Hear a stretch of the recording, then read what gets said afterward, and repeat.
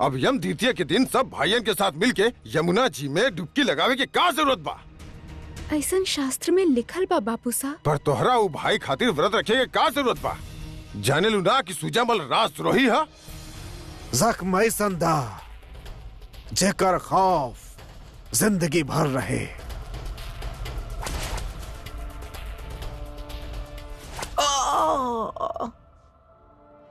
आपन मजहब के जिंदा रखल चाहताड़ा तो जजिया के रकम जमा करे के होखी।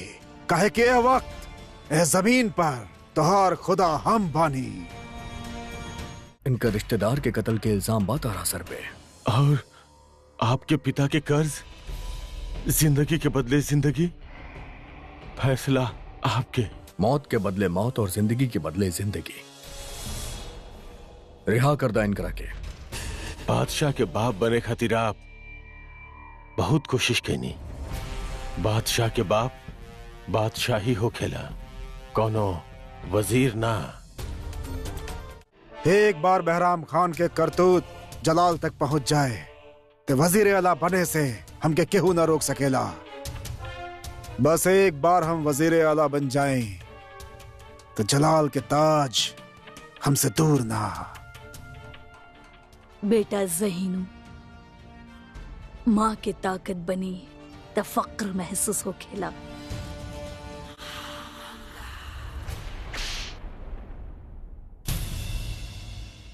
और बेवकूफ होके और कमजोर बने तो काम महसूस हो खेला केहू हमसे पूछे। अब भी ना समझ लेना आप। बचपन में हम आपके एक कहानी सुनावत रहनी, सांप और नेवला की कहानी। याद बा आपके? हम हमेशा कहत रहनी 10 के दूर हो जाए में ही सांप के ताकत बनल रहेले। अगर वो नेवला पे सीधा वार करेला, नेवला से सीधा जंग लड़ेला तो ओकर शिकस्त तय बा। याद बा? आखिर आप चाहत का बानी अम्मी जान? हाँ, एक तरफ आप हमके शहंशाह बने के ख्वाब दिखावे नहीं और दूसर ओर आप हमके हमार औकात बतावे नहीं।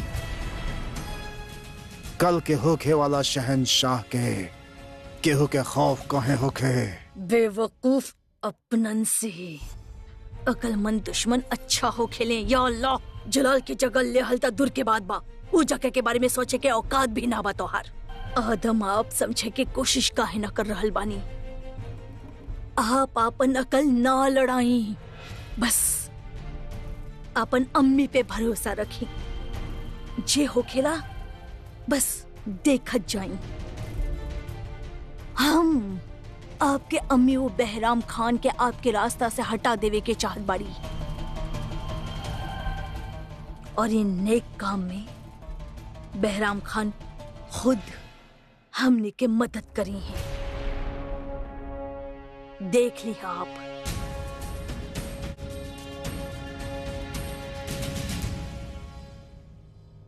अदहम,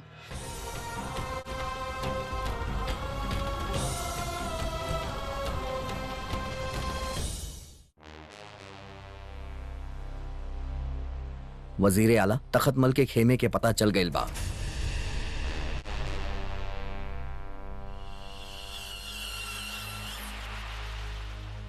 यह मौका बा वजीर आला तखतमल के सजा देवे के। गुस्ताखी माफ वजीर आला, शहीनशाह खुद तखतमल के बक्सले बाड़े। ऐसे में ओकरा सजा दिहल मतलब शहीनशाह के हुक्म के खिलाफ जाइल हुई। शहनशाह से ज्यादा मुगलिया सल्तनत की अहमियत बा और मुगलिया सल्तनत के तमाम फैसला हम करेनी। शहीनशाह से ऊपर केहू नहीं खे, खुद वजीर आला भी ना।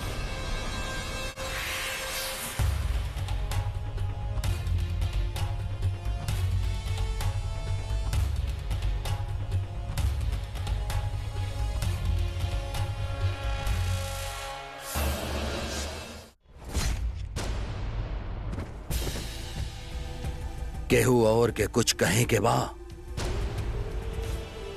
कहे के बा केहू के कुछ और।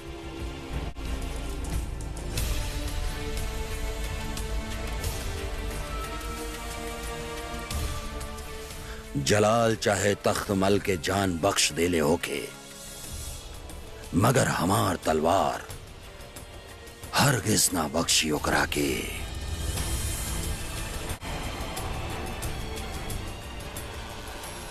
ई संयोग ही रहे कि मथुरा जात समय रास्ता में जोधा आपन होके वाला पति सूर्यभान के राजभवन भानपुर पहुंच गए और ई बात से सूर्यभान के परिवार में खुशी छा गई।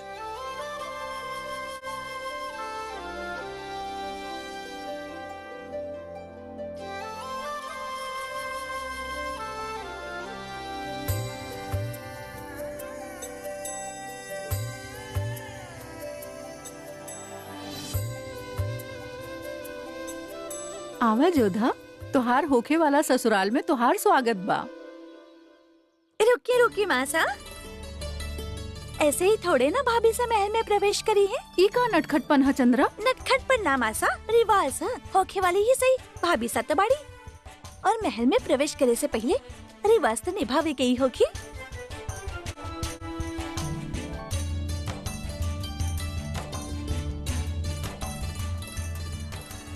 ना ना, ई का बात भाई? बात का इतना ननद के अधिकार होखेला। कैसन परीक्षा? रिवाज है भानपुर के कि हम आपके सामने चंद तलवार रखब। आपके भाई सा के तलवार के पहचाने के बाद अगर आप तलवार पहचान लेनी तब जीत जाइब। अचानक बनी भाभी सा, जीते वाली पत्नी हमेशा अपन पति के दिल पर राज करेली। और अगर हम ना जीतनी तो आप हमारे महल में मेहमान बन के तो रही हैं, लेकिन भाई सा से न मिल पाई हैं।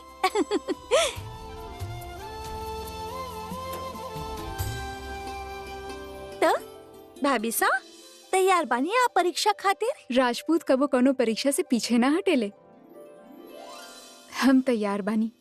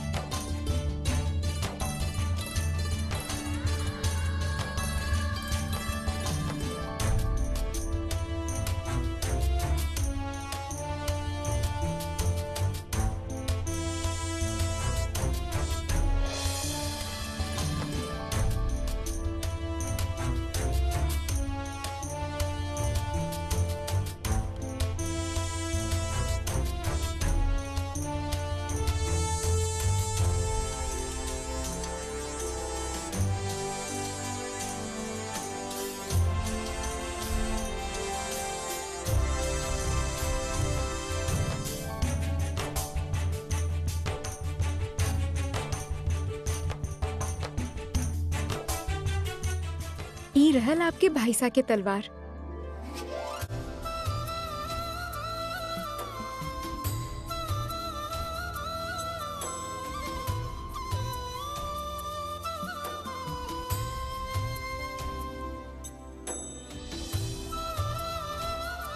यहाँ आवा सूर्या, वहाँ काहे खड़ा बड़ा?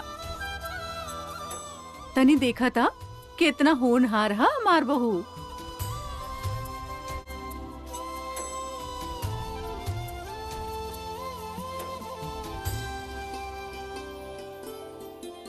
देख लू चंद्रा, भानपुर के होखे वाली बहू अपन परीक्षा में जीत गई। भाई सा, अब तो भाभी सा आपके दिल पर राज करी है, राज। इतना बड़ा हो गेलू कि अपन होके वाला भाभी सा के परीक्षा लेबू? भाई सा छोड़ी ना। इतना बड़ हो गई बाड़े, लेकिन अभी तक तू लोग के बचपना ना गई। चला रास्ता छोड़ा, हमार बहू के आंगन में ही खड़ा रखबा का। आई जोधा। अरे भाभी सा, एक बात तो बतावत जाई, आखिर अब भाई सा की तलवार पहचान ली कैसे? आप हमार परीक्षा लेनी, हम ओकरा में खरा उतरनी। अब ई तलवार के हम पहचाननी कैसे? एकरा बारे में पता लगावल आपके परीक्षा बा। देखा तानी आप ई परीक्षा में खरा उतरेलू की ना? सच में महारानी बने के सारा खूबी बा हमार बहू में। चंद्रा, अब तू अपन परीक्षा के जवाब ढूंढा और हमके हमार बहू के महल के भीतर ले जाएगा।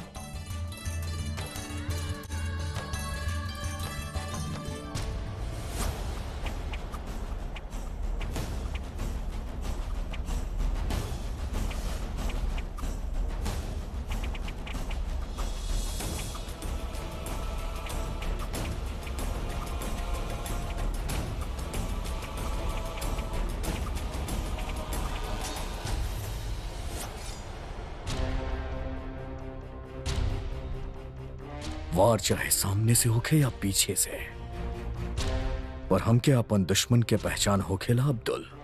हमेशा ना। मतलब? आप पर पीछे से वार के आसान बा शहनशाह। कहे कि आप समझे नहीं कि वो आप पर वार कर ही ना सकेला। साफ साफ कहा का कहे चाहता रहा। बात तो साफ ही बा शहनशाह। हमने चक्कर नहीं मारे रहेला, कहे कि हमने के दुश्मन पर यकीन ना रहेला। बाकी मुश्किल तब हो खेला जब वह आपके खिलाफ खड़ा हो जाए, जे कि आप अपना साथ समझे नहीं। दुश्मनन के रंजिश आपके कुछ ना बिगाड़ सकेला, बाकी अपनन के साजिश के कारण। खामोश। का तहार इशारा खान बाबा के तरफ बा। अच्छा तरह से जाने ला तू कि हम तहार कत्ल ना कर सकेली, यही खातिर इतना बड़ बात बोल देला तू। लेकिन अगर यह गुस्ताखी केहू और कैले होत तो अभी तक ओकरा सर ओकर कंधा से अलग होत।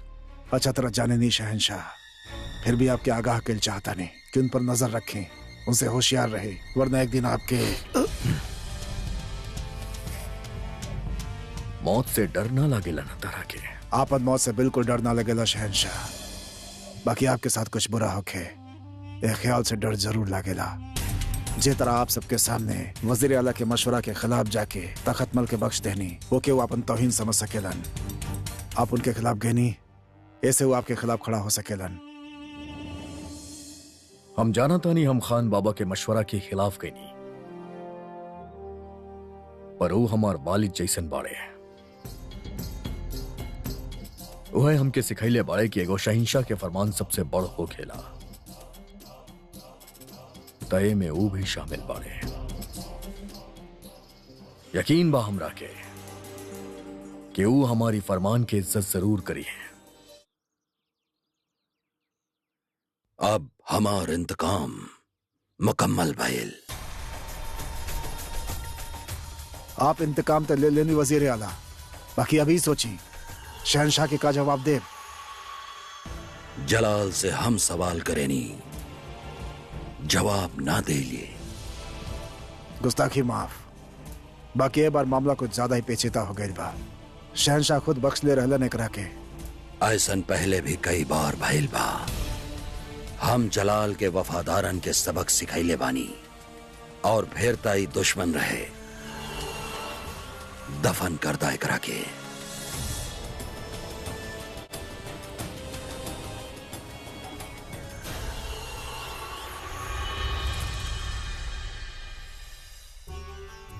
चली भाभी सा, हम आपके महल के सैर करावत बानी। चंद्रा, तनी रसोई घर में जाके देखा सब ठीक ठाक बाकी ना? पर मासा भाभी सा के महल, जोधा के महल सूर्यभान दिखा दे। सूर्या बेटा, जोधा के महल दिखा लाई। जी।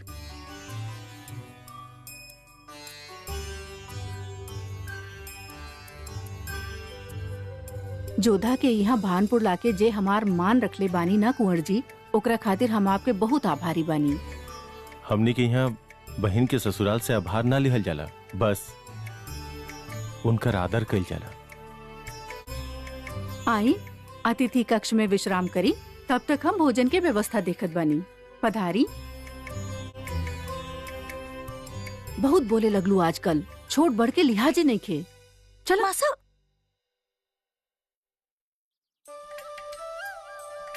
कैसन रहला आपकी यात्रा? जी अच्छा रहा। एक प्रश्न और बा हमरा मन में, पूछी? हाँ कहीं ना। चंद्रा के आप ना बतेनी, कम से कम हमके तो बता दी कि हमार तलवार आप कैसे पहचाननी? शायद आप भूल गए बनी। कारावास में जब जलालुद्दीन राजपूत सैनिक के वेश में आयल रहे, तब आपके इहे तलवार हम ओकर सीना पे रख देले रहनी। जौन तलवार मुगल बादशाह के सीना पे रखले रहनी हम, ओकरा भूल कैसे सकेनी? चली, एक काम तो जलाल अच्छा कर देलस, एकरा खातिर तो हम ओकर आभारी बानी। ऐसन मत कही। आप हमके जेकर सर लावे के वचन देले बानी, वो आदमी आभार के योग्य नहीं खे। हम तो मजाक करत रहनी जोधा। हमके अपन वचन याद बा, वही तलवार से जलाल के सर काट के आपके कदम में रखब हम।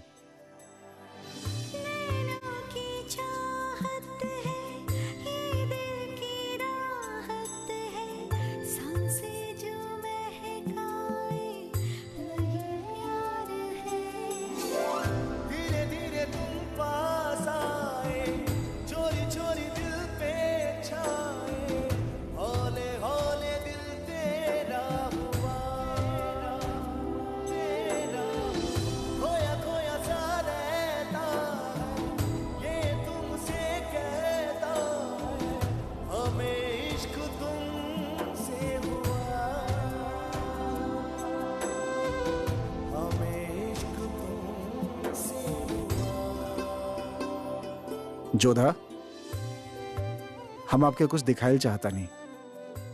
आई।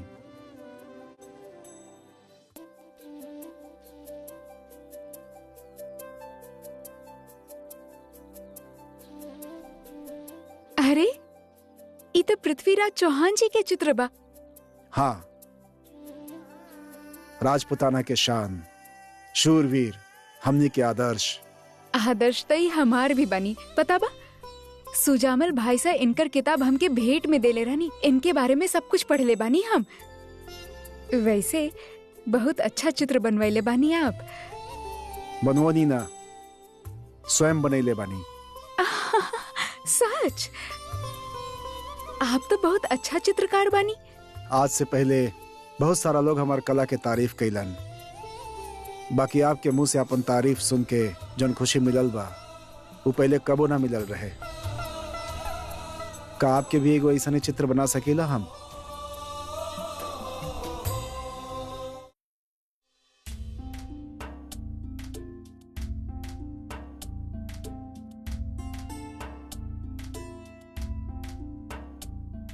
तरह का लागेला महज हमारे को खूबसूरत तस्वीर बनावे से तू कोनो इनाम के हकदार बाड़ू।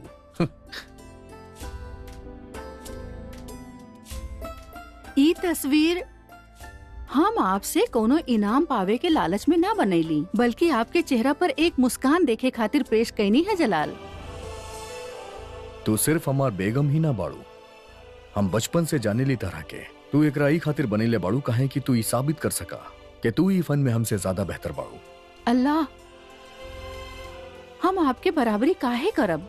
और वैसे भी आपके ये तस्वीर हम न बनैनी। जोन फनकार आपके ये तस्वीर बनौलस वो आज तक आपके एक झलक भी ना देखले बा जलाल। नामुमकिन। हमके देखे बगैर हमार इतना माकूल तस्वीर माने के पड़ी। ई जे भी फनकार बा वाकई कमाल हा। वैसे असली फन त हमार रहे। हम जोन तरह आपके सूरत बयां कैनी ऊ हू बहू वैसने तस्वीर बना के हमरा सामने पेश कैलस। पर आप एगो बात तो बताई, जब हम आपके खुद बानी तो आपके ई तस्वीर के का जरूरत बा? आप हमरा साथ हमेशा थोड़े ना होखेलन बादशाह सलामत। यही खातिर आपके तस्वीर बनावे के पड़ेला ताकि जब आप आगरा में ना हो तब हम आपके दीदार कर सकी। तो फिर आप यूं कहीं कि आप ई तस्वीर से वो सब बात कहीं, वो सब शिकायत करब जौन आप हमसे ना कर सकेली। हम कहा कब कौनो शिकायत करे नी। अरे वो बादशाही के जेकर कोनो बादशाहत ना होके, और वो बेगम ही का जेकर अपन शोहर से कोनो शिकायत ना होके। बादशाह सलामत के इकबाल बुलंद होके।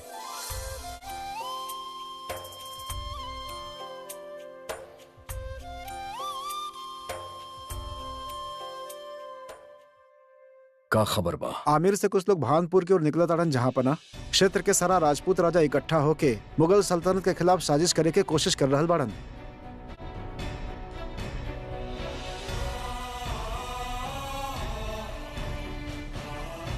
आमेर से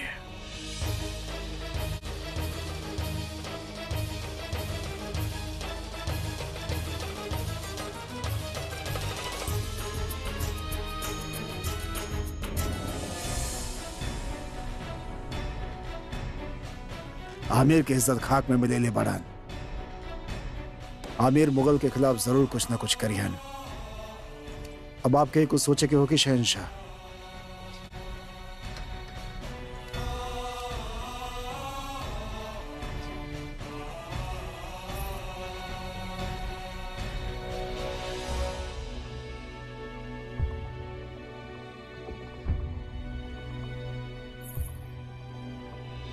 दखलंदाजी खातिर मुआफी शहनशाह। मोहतरमा तबस्सुम तशरीफ ला चुकल बाड़ी। आवेदा उन करा के।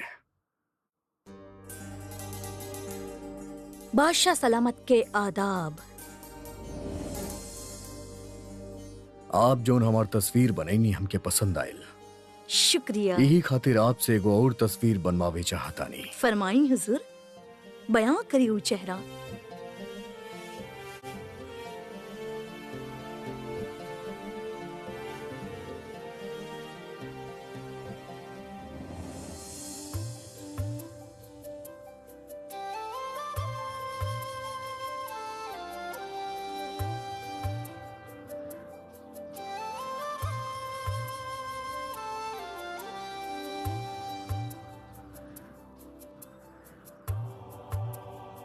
बस कुछ देर और बैठे के होखी आपके। जौना खूबसूरत आंख से ही दुनिया शुरू हो खेला, वही आंख से हम चित्र शुरू कैले बानी। हिरनी जैसन आंख भावकर चौकन्ना, चंचल, घना सुनहरा लंबा बाल, भीगल भैल,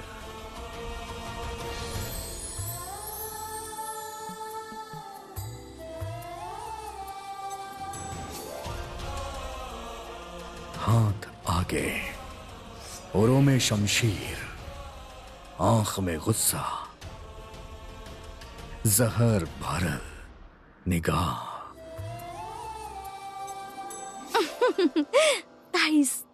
भाईसा के सही मौका मिलल बा। कहे के ता अपन कला दिखा रहल बाड़े, लेकिन एमे भी उनकर कलाकारी ही छिपल बा। मतलब साफ बा, भाभी सा सामने बाड़ी, मौका मिलते ही तस्वीर उतार ले है उनकर, और फिर दिन रात देख के ओके खुश हुई है। इली बन गई आपके तस्वीर। भाई साहब, पहले हमने के दिखाई ना तस्वीर। ना, ई जोधा के तस्वीर बा। ऐसे के देखे के पहले अधिकार भी जोधा के बा। आई जोधा।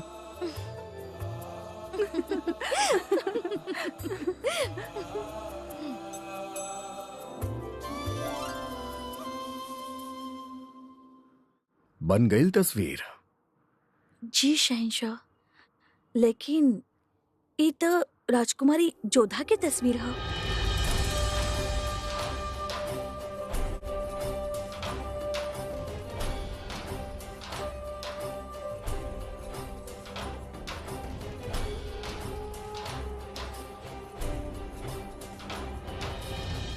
तारा कैसे पता ये आमिर के शहजादी के तस्वीर है? गुस्ताखी माफ हुजूर, लेकिन एक फनकार खातिर कोनो सरहद ना हो खेले। हिंदुस्तान के हर रियासत में घूमे नहीं हम, आमिर भी गई रहनी एक बार।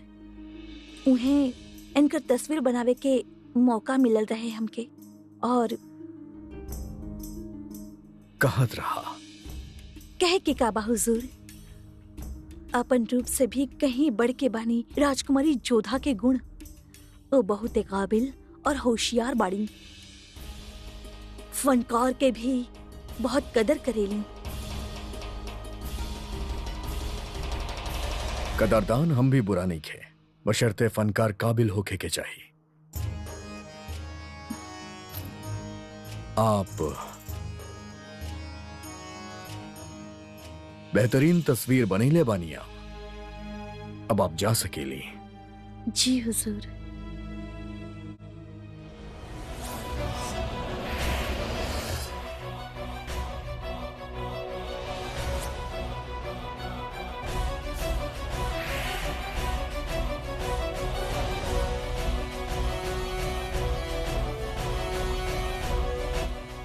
एगो मशाल के बंदोबस्त कर अब्दुल। मशाल? बाकी यहाँ ते रोशनी बा हुजूर। हमके मशाल रोशनी बढ़ावे खातिर ना, ई तस्वीर के खाक में मिलावे खातिर चाहिए। जी हुजूर।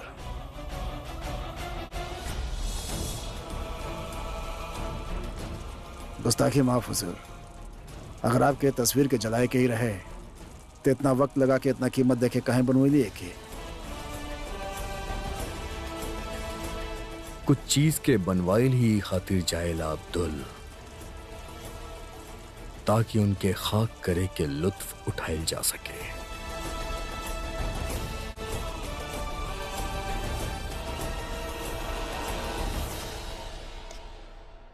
कमाल का दिमाग बा आपके अम्मी जान।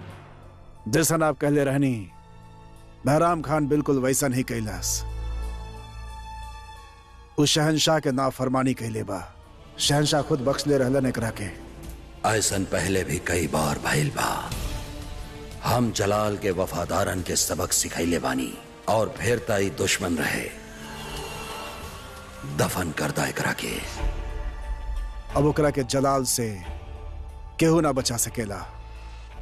बस जलाल तक हम ये बात पहुंचा दी।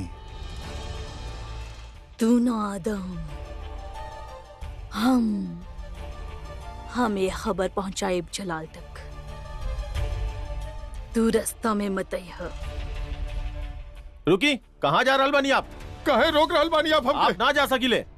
हमार राजा के साथे ऐसन भइल बा। रानी ना जा सकेला। हमरे के जानकारी चाहिए। ए, के बड़ा तू और का चाहताड़ा? ईश्वर काहे बा? ई मुगलन के महल बा, कोनो चौराहा ना। हम तखतमल के सेना से हैं।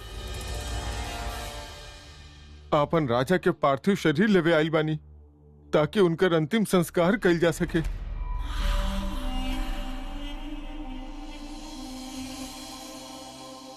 देखिए, यहाँ पे केहू के भी फैसला लेवे के हक ना बा।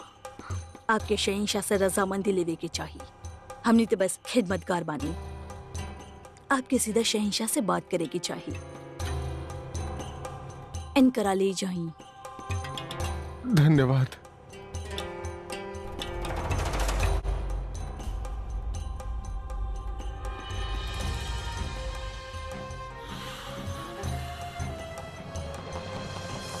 सम्राट, आपके बख्श धैला के बाद भी तखतमल जी के कत्ल कर दिया गई। ही कैसे नरर्थ कहनी है आप?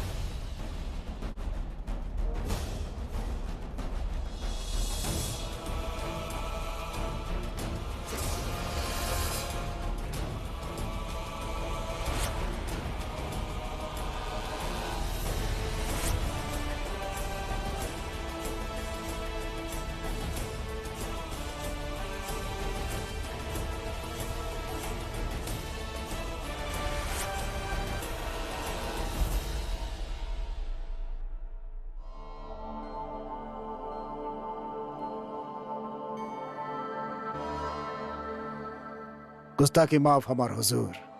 शहनशाह के शायद मालूम हो गइल बा कि आप राजा तखतमल के कत्ल कैले बानी। हम जान रहल बानी तोहके का लागा था। हमरे खिलाफ जलाल के कान भरे में महामंगा कौनो कसर छोड़े होगी। वो एक एक बात जलाल के बतैले होगी, मगर फिर भी हम ऐसन कहनी। और हम हो भी जानत बानी कि जलाल हमसे जरूर मिले चाहिए। हाँ मैं दी ओकरा के। लेकिन हुजूर, ए तरह शहनशाह के खिलाफ जाइल था। हम ओकरा के शहनशाह बनैले बानी और वो हमरे साथ का सलूक कैलस। भरल दरबार में सबके सामने ओ हमार सर झुका देलस। का जलाल के कद अब इतना बड़ हो गइल बा। ऐसा ना बा हमारा का। वो तो आपके अपन वालिद जैसा इज्जत देवेला। गलत, बिल्कुल गलत। एक इज्जत दे अब ना, बेइज्जती करब कहेले। फिर भी हमारा का वो हमनी के बादशाह बाड़न। उनकर खिलाफत बगावत होगी।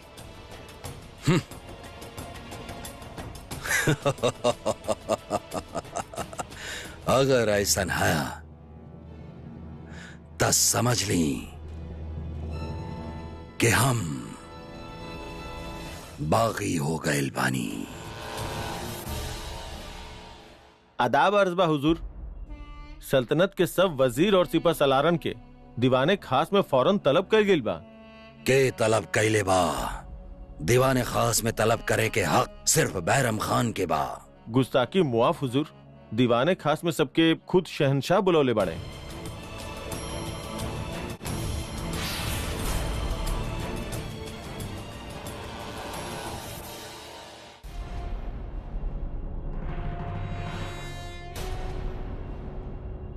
जौन भई लोग बात के हमके बेहद अफसोस बा।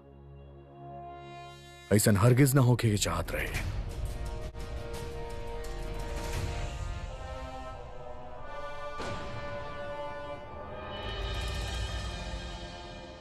तखतमल हमार वालिद के जान बचैले रहे। जलाल दीवाने खास में बुलाई जरूरी ना समझ ले आप हमके। हुक्म हा हमार कि उनका लुटल खजाना के वापस लौटा दिया जाए।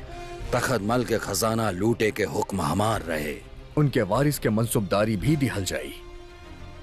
ये बात की जिम्मेदारी हम आपके सौंपता नहीं। आप हमके तरह नजरअंदाज ना कर सकेला जलाल।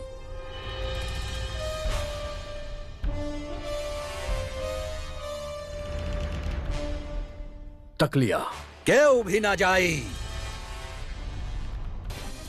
हमार नाफरमानी मत भूली कि हम आपके शेरशाह के पंजा से बचैले रानी। मत भूली कि हम आपके परवरिश कैनी, आपके पाले पोसे, आपके सियासी दावपेच से लेके जंग के पैतरे हम सिखैनी। हमेशा हमार नजर आपके ऊपर रहे और आज आप हमके नजरअंदाज कर रहल बानी, सबके सामने हमार तौहीन। मत भूली जलाल कि हम आपके खान बाबा ही नहीं बल्कि सल्तनत के वजीर आला भी बानी और हम इस सल्तनत के शहंशाह बानी। आपके शहंशाह बनैलस के हम आपके तख्त देनी और वो काबिलियत देनी कि आप ही पे बैठ के बादशाहत करें। अगर आप चाहतानी की बात सबके सामने होके तो सबके सामने ही हुई। यहाँ मौजूद तमाम लोग बचपन से हमरा के आपके साया में बड़ा खुद दिखले बाड़े। आप हमके जौन हुक्म देनी हम ओकरा सर झुका के मननी। जब भी आप हमरा फैसला के खिलाफ देनी हम खामोश रहनी। लेकिन आप वो इंसान के कत्ल कैले बानी जे हमार वालिद के जान बचेले रहे। आप हमरा ना हमरा वालिद के खिलाफ गई रहनी। आपन वालिद के दुआई आप ना देवे ता बेहतर। का कैले बाड़े आपके वालिद? जे कुछ कैले बानी हम कैले बानी। हम आपके काबिल बनाइले बानी कि आज आप ही मुकाम पे बाड़े और आज उनके बदौलत हम ही जहान में बानी। हम माने ली कि आपके एहसान के बदौलत हमारा औदा ऊंचा बा, लेकिन ऐसे हमार वालिद के औदा नीचा नहीं खे होत। वो इंसान के जान लेके जे हमार वालिद के जान बचैले रहे। आप गुनाहे असीम कैले बानी। आपके फैसला लेवे के हक हम देनी, वजीर आला के औदा हम देनी। लेकिन अब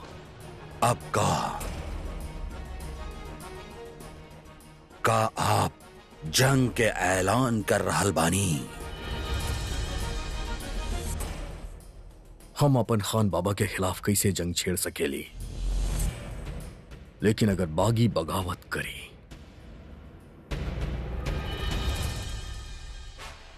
तो ये बादशाह अपन तलवार जरूर उठाई।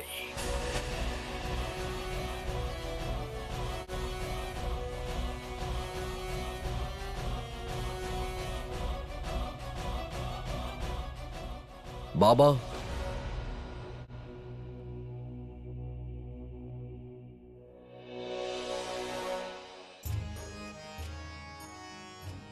आप हमके हर एक जंग के पहले एगो तालीम देले बानी कि जंग जैसे भी हो के जैसे भी हो के हमके हर हाल में जीते के बा। आपके ई तालीम हम कबो ना भूलले बानी और ना ही भूलब।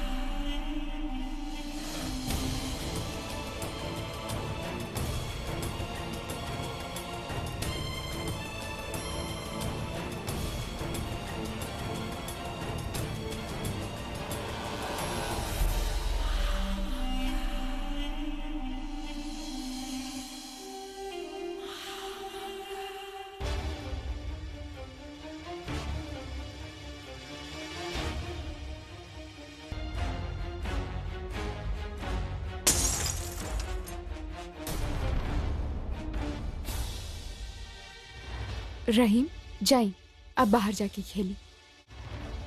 हमार खिलाफत करी वो हमसे ऐसे पेश आई।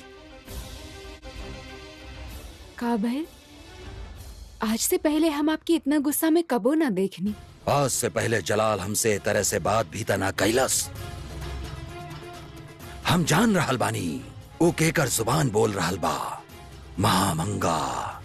महामंगा के ता हम ऐसन सबक सिखाए कि उनके याद आई। भूलता आप रहल बानी कि महामंगा खुद के शहंशाह के माँ माने ली और खुद शहंशाह भी उनके हमीदा बेगम से ऊंचा दर्जा देवेली। अगर ऐसन बा ता ओके दोनों में से एक के चुने के होगी, महामंगा या बैरम खान। और अगर वो महामंगा के चुनलस तब बहुत पछताई हो। काहे कि बगैर बैरम खान के ऊ जलाल तो हो सकेला मगर शहंशाह ना।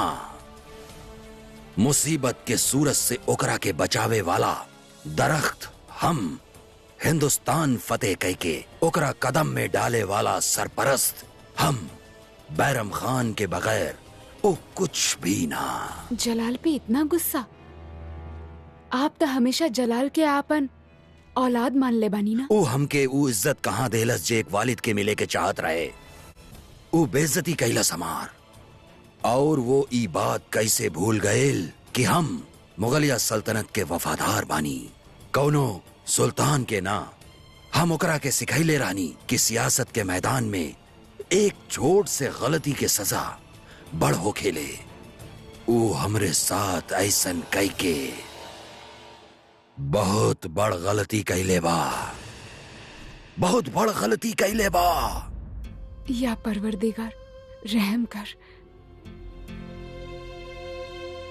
हमार शौहर के सलामत रखिया। अल्लाह खैर करे, अचानक ऐसे काहे बुलाईनी? सब ठीक तबा ना? धीरे से बोला असरा, दीवार के भी कान होकेला। आई आई हमरा साथे आई। ख्वाजा शेरा बेगम रुकैया के कमरा में का बात हो सकेला? होई के काबा लगातार रुकैया बेगम ई बार वाकई में मां बनने वाला बानी। अरे सब फिजूल बा। एकरे पहले 4 बार बुला के लायल बाड़ी ओकरा के, बाकी आज तक कोनो खुशखबरी सुने के ना मिलल बा। शहनशाह के पास ते वक्त ही ना बा उनके खातिर, ते कहाँ से आई वारिस? बेचारी रुकैया बेगम खुदा करे ई बार तो उनके कोनो अच्छा खुशखबरी सुने के मिले। ई बार भी कोनो अच्छा खबर ना देनी आप ख्वाजा शेरा। हमके उम्मीद रहल कि आप जरूर ए बार हमके अच्छा खबर सुनाई हैं, लेकिन ए बार भी आप कुछ ना कहनी। हम आपके कभी भी खुशखबरी ना दे सकेनी, लेकिन जनान खाना में खुशखबरी आ चुकल बा। मतलब? फरीदा के तो जाने नहीं ना, जे यही जनान खाना में रहली। फरीदा ऊ लंबा बाल वाली? हाँ उहे, जेके वज़ीर आला जंग में जीत के लाइल रहले और बादशाह सलामत के पेशे नजरे कइल रहले। ओ उम्मीद से बिया किस्मत देखी, बंदी बन के आइल रहे और सल्तनत के पहला शहजादा के जन्म दे। खुदा के शुक्र बा, आखिरकार शहंशाह के वारिस तो मिली। ख्वाजा शेरा, ई मल्लिका के आराम के वक्त था, हमके लागत है आपके जाए के चाहिए। होशियार, कितना महीना से हो? एकरा से का फर्क पड़ेला मल्लिका? वो बेगम में खास तो बाणी ना, बाणी तो बांधी ही ना। हम उनसे पूछत बानी,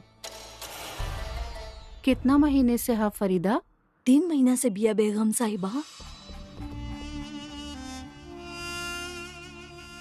वल्लाह जहे नसीब, खुश कर देहलू आप हमके। आपके एकर इनाम जरूर मिली। शुक्रिया। माफ करी मल्लिका, हमके लागल आप ही खबर से नाराज होखब, पर आपके चेहरा पे ही मुस्कुराहट। वजह जान लेबा ता तू भी मुस्कुराइबा। होशियार, जलाल पिछला 3 महीना से फरीदा के कमरे में गईले ही ना। अच्छा, आपके यकीन बा? हमके जलाल के हर बात और हर रात के हिसाब हा होशियार। तब तो ये वाकई कमाल के बात है। हाँ, कमाल के तो बात है, पर अभी पता लगावे के बा कि ई कमाल बा के कर।